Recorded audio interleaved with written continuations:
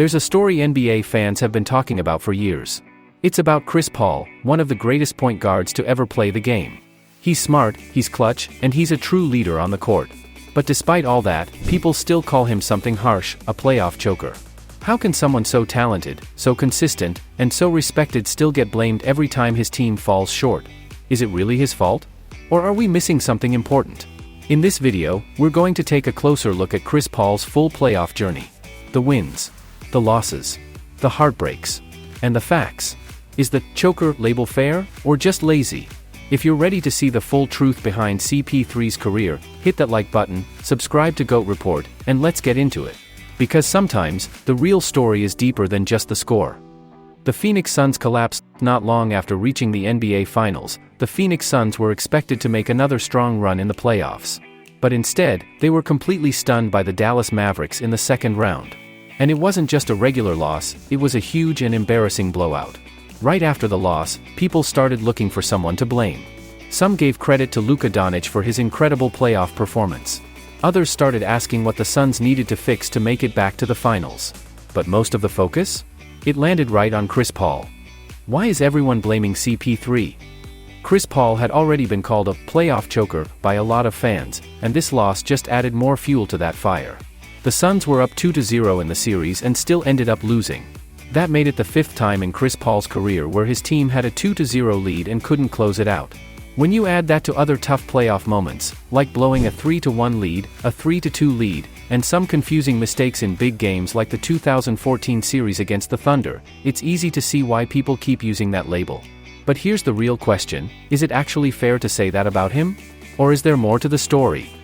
Looking back at 2008, Hornets vs Spurs, let's go back to 2008. Chris Paul was just 23 years old and already leading the New Orleans Hornets into the Western Conference semifinals. They were up against the San Antonio Spurs, a team that had just won a championship. Still, Chris came out strong. In the first two games, he was amazing, and the Hornets took a 2-0 lead. In Game 3, CP3 had one of his best playoff performances, 35 points, 9 assists, and only 1 turnover. But even with those great numbers, the Hornets lost. Why? Because his teammates struggled. Peja Stojakovic and Janniro Pargo couldn't hit their shots.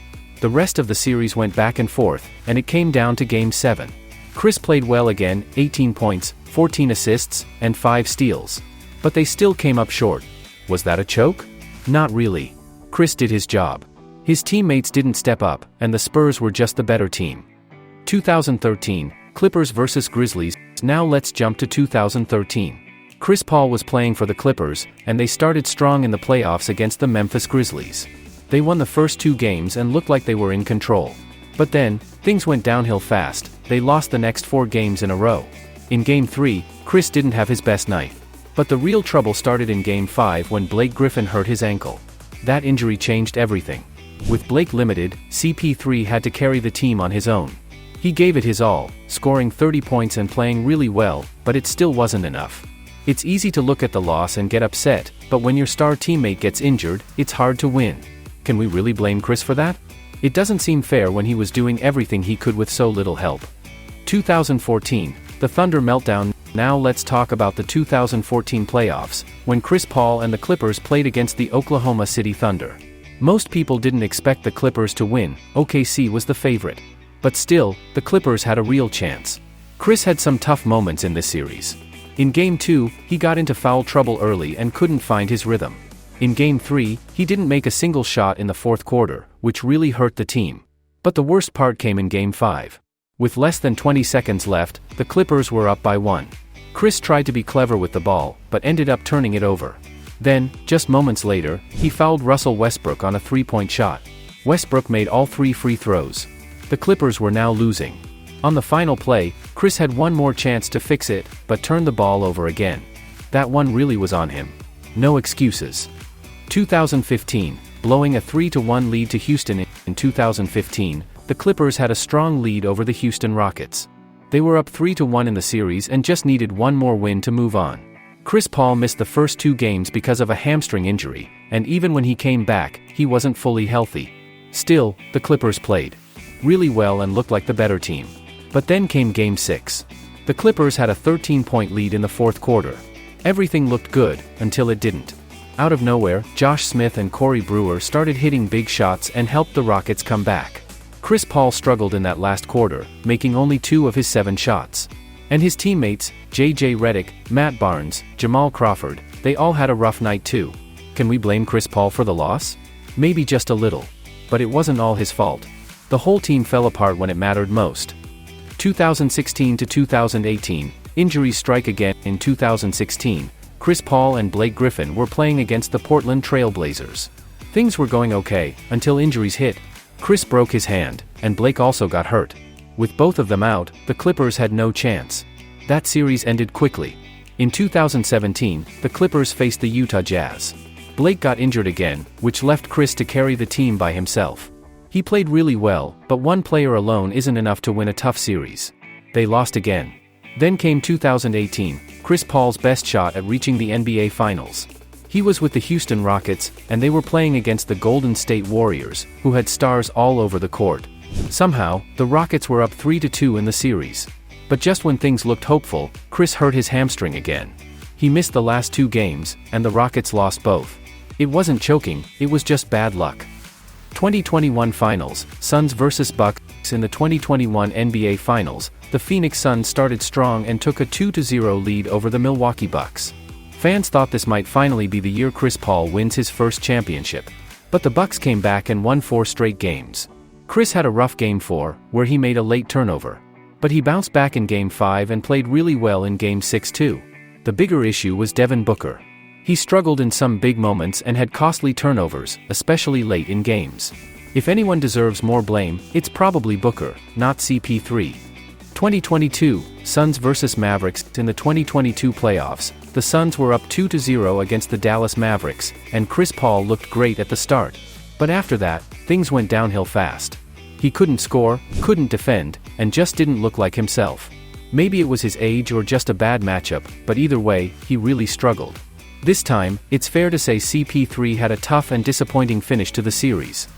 Tallying it up, Chris Paul has lost 9 playoff series after leading early, but only 2 of those were really his fault, 2014 against the Thunder and 2022 against the Mavericks. For times, injuries played a big role. 2 losses were against stronger teams, and 1 is still up for debate. So, is it fair to call him a choker based on just 2 bad series? Probably not. That label doesn't tell the full story. A look at his playoff numbers. The funny thing is, Chris Paul has been one of the most steady playoff players ever. His stats in the playoffs often match, or even beat, his regular season numbers. In big closeout games, he usually steps up and plays his best. Not many players can do that.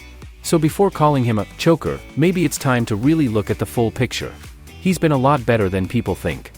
The problem with the choker label, calling a player a choker just because they didn't win a ring, is a lazy take. People did the same to LeBron, even when he played great as the underdog. Chris Paul is in the same boat. He's had some rough games, sure. But he's also had big moments, played through injuries, and didn't always get help from his teammates. He's not perfect, but who really is in this game? So, what's the truth? Chris Paul is not a playoff choker. He's a Hall of Fame player who's just had some bad luck. Injuries, weak support, and a few rough games shouldn't erase a career full of smart and inspiring basketball. The real problem is how we judge greatness. If we only look at rings, we miss the bigger picture. Not every great player wins a title, but that doesn't mean they failed. Is Chris Paul really a choker? No. He's a leader, a fighter, and one of the smartest point guards the game has ever seen. Has he made some mistakes in the playoffs? Yes. But do those few moments erase everything he's done? Not even close. It's time we change the way we talk about players like CP3. Shouldn't we look at the full story, not just the losses? What about the injuries, the teammates, and the matchups? Don't those things matter too? Let us know in the comments. Do you think Chris Paul deserves the choker label? Or has he been judged unfairly? And if you want to dive deeper into his 2015 playoff series with the Clippers and the full story behind that 3-1 collapse, make sure to check out our next video. Thanks for watching.